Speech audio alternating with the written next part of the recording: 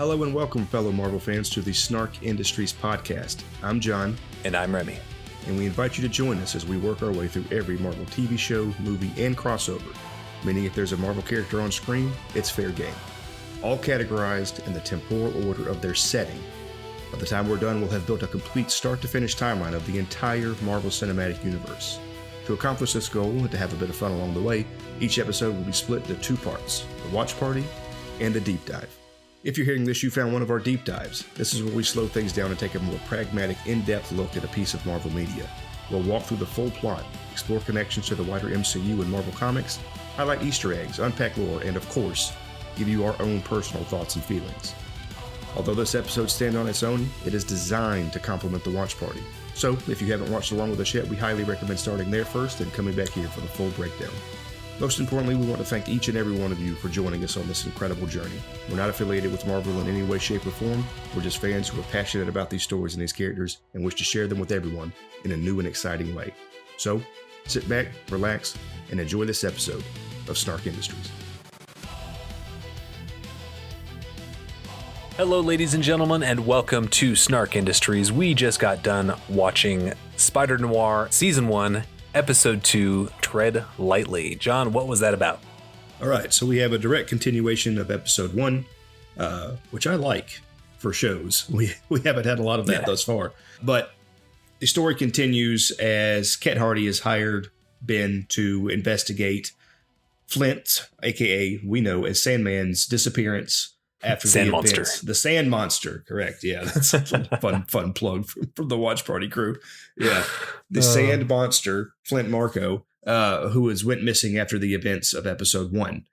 So, not a lot to go on, but ultimately, Ben, with the encouragement of Janet, his secretary, takes the case, and they go and try to search Flint's apartment to try to find out any sort of information on it. And there's not much to go on there, minus one picture that looks like a sort of platoon photo that showed Flint, as well as the enhanced person from the first episode, Jimmy Addison, the pyrokinetic that ultimately was killed by the other PI that was investigating him back in Episode 1. So they are serving as soldiers in this platoon together. So somehow there is a tie in here.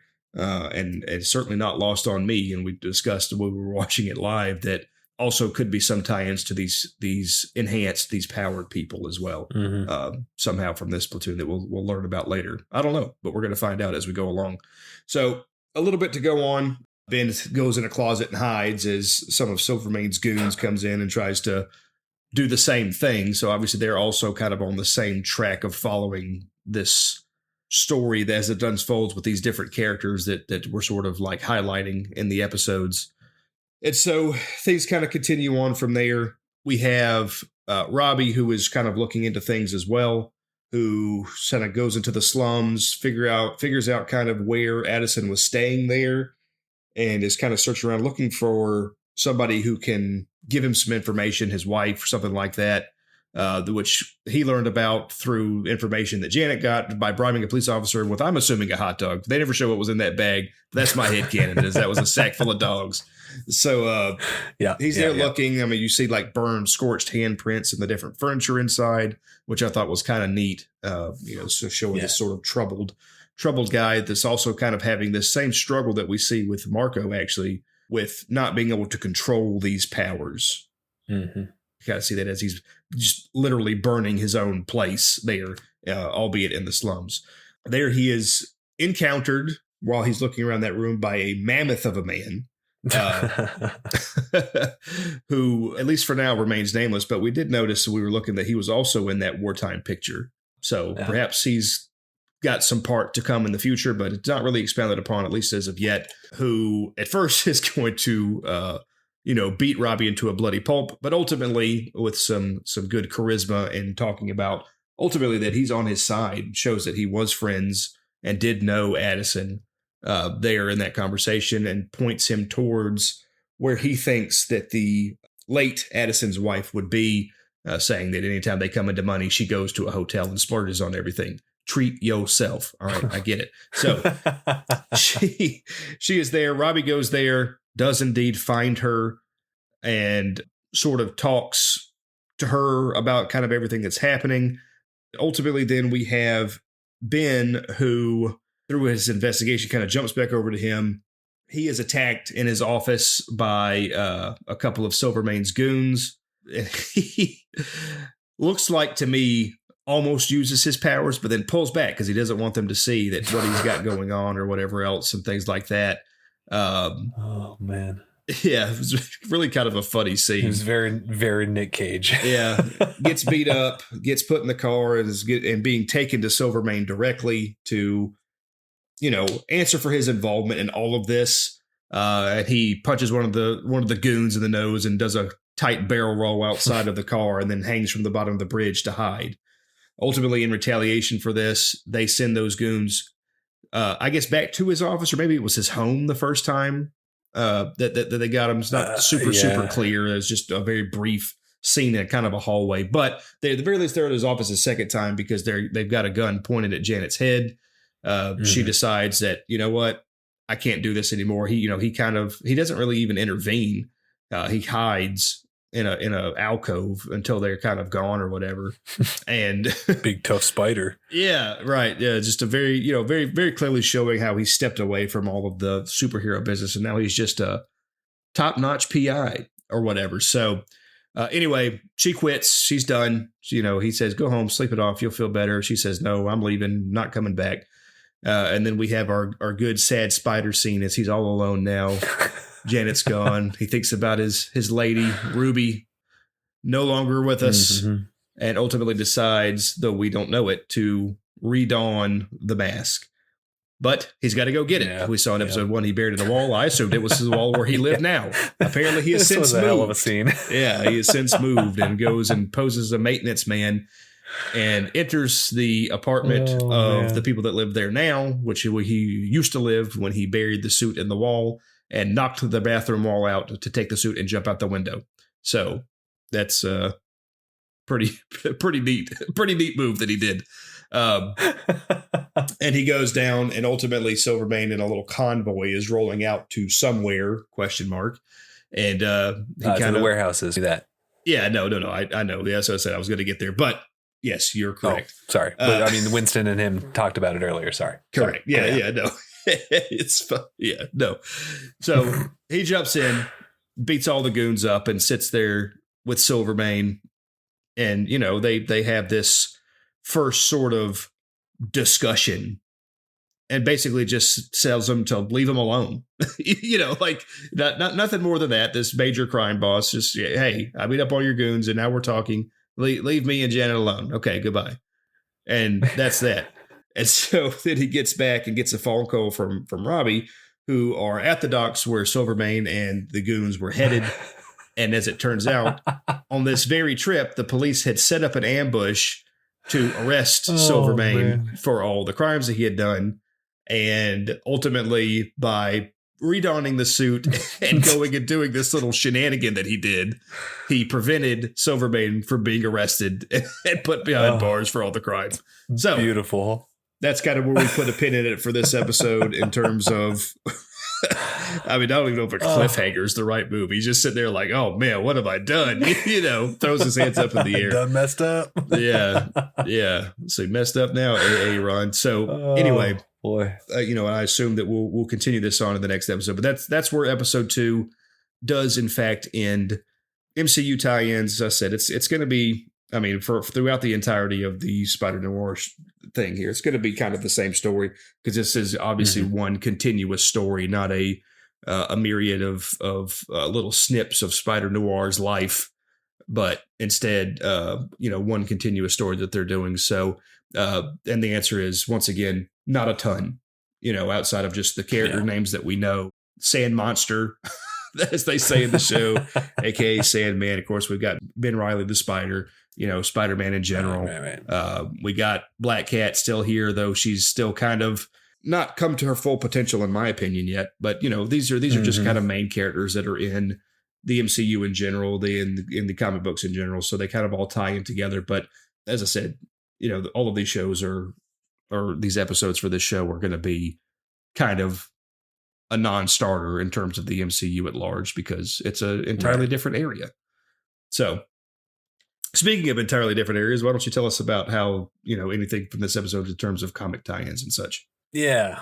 So as you mentioned, it's gonna be kind of not redundant, but kind of the same with the characters and tie-ins, because we're getting a lot of people sprinkled in as we go, and of course, Cat Hardy is, we know, Felicia Hardy that runs the Black Cat in the Spider-Noir comics.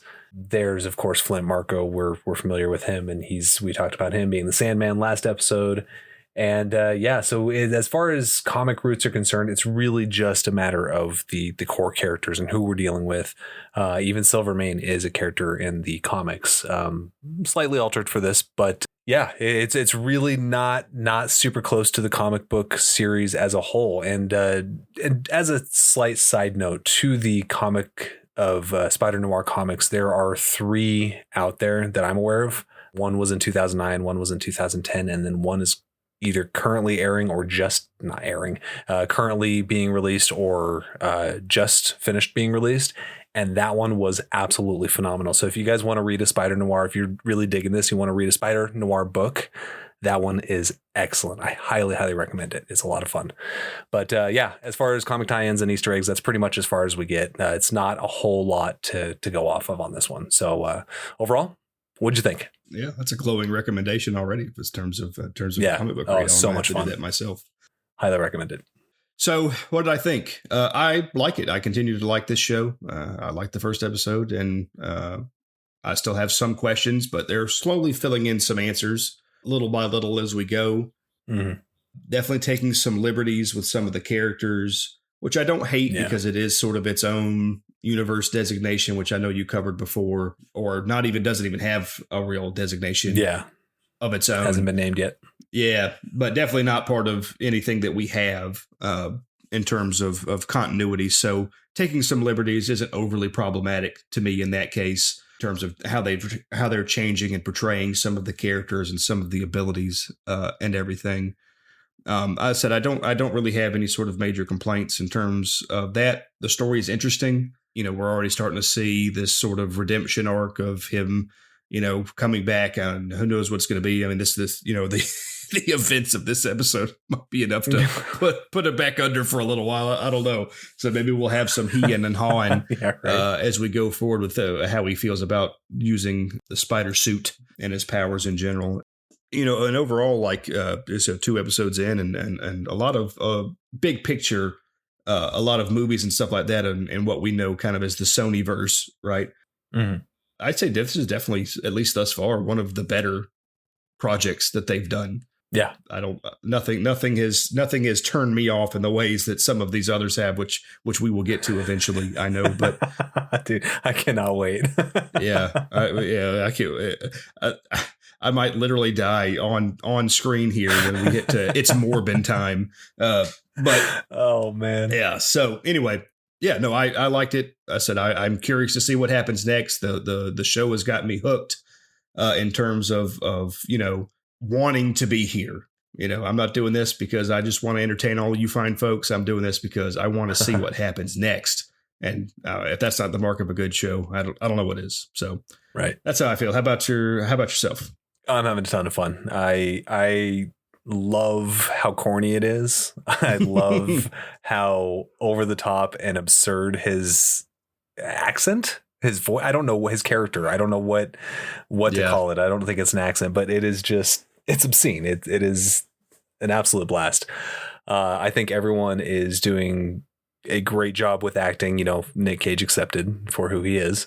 But yeah, I love Brendan Gleeson. He is scary in this role. He's intimidating. He's got that gravitas that totally checks out as a bomb boss, and I'm having fun with that. So yeah, all in all, it's a good ride. I'm loving the altered look at the Flint Marko and Felicia. Everyone having just this slightly tilted lens, even from seeing this same lens being put on them in the comics. It's fun to see kind of the cinematic look at that lens as well. So Robbie's character is a big part of the comics as well, and he's a lot of fun not fun, but he's a really integral part of that story as well. And to see him getting as involved as he is, that's pretty exciting. So we're starting to see things from the comic in, again, a slightly different lens. And I'm just really having a good time with it. So all in all, I cannot wait to see what happens in this ridiculous show. I think the way you said it is, it's so corny, and I think it's leaning into that. It's accepting that as its identity. Oh, it knows exactly what it is, and it's doing it very well. And it is funny because we definitely talked in the watch party as well. And I think it's worth mentioning again here about his voice. Yeah, whatever accent or whatever he's doing. But then when he puts the suit on, I definitely felt that voice drop an octave, and I can't help but go back to the Christian Bale Batman. it's not quite as like over the top as that one is, but man, it really is it's just so funny. And it really sounds like his mask is so pressed up against his face and his nose that maybe that's what it is. But talk like that anyway. Yeah, maybe that's what it is. Maybe that's what they're going for. It's definitely different enough, but you could still very, very clearly tell it's him and his same like whatever accent or thing he's trying to do with this voice. It's just funny. Nick Cage being the best version of Nick Cage that he can be, and bless him for it. That's all I know to say. That's all I know to say. He's doing better here for me than I'll, that we'll get to there where my favorite hero of all time, where he just, and I don't even think that was him more so than what's the script he was given, but I'm sure he didn't help it when we get to Ghost Rider. But he is an interesting character, and he is always an interesting character. Absolutely, I've been enjoying it so far. The corniness, as you said, just well put. Definitely worth the watch. So yeah. All that said, I'm having a blast, and I cannot wait to join you folks with the rest of it. It's going to be fun to continue on this one. We'll see you on the next one. Thank you for joining us in this episode of the Snark Industries podcast. To join the conversation and further explore the Marvel Cinematic Universe with us, head on over to snarkindustriespod.com. The link will be in the show notes. But with that, we will see you in the next adventure.